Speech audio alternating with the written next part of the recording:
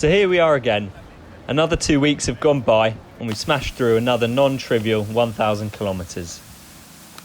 After Medellin, we went back into the mountains to tackle the last few climbs over the Andes. We've said we would be cycling the last climbs many times before this, but have been hurt before. This time it was true, and it was flat all the way to the coast. The climbs weren't easy though, and at one beautiful camp spot, we were disturbed by torrential rain in the night.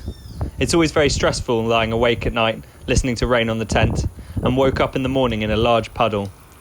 I would have thought that the ground should have been a bit drier at the top of a hill, but admittedly I'm not an expert in drainage systems.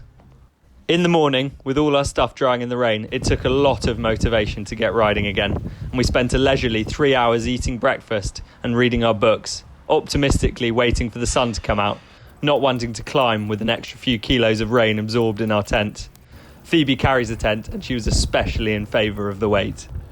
As we took a huge descent, lasting nearly 50 kilometres down about 2,500 metres, the opposite problem soon faced us.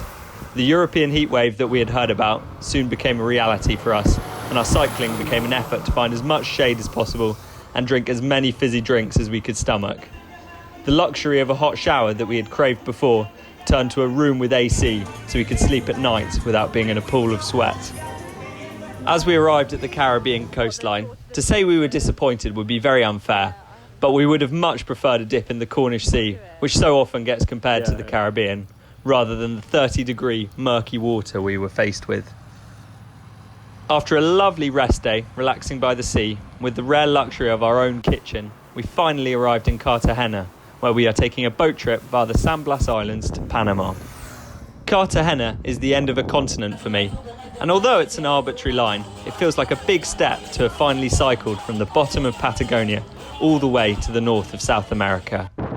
Although I haven't noticed a huge change as I've been cycling along, it's crazy to think how much has changed since the empty plains of Patagonia, where there were no towns for hundreds of kilometres, the Argentinian mountains and glaciers, the highest road in South America, the salt flats in Uyuni, Machu Picchu, the desert of Peru, surfing in Peru, and the rainforests of Ecuador.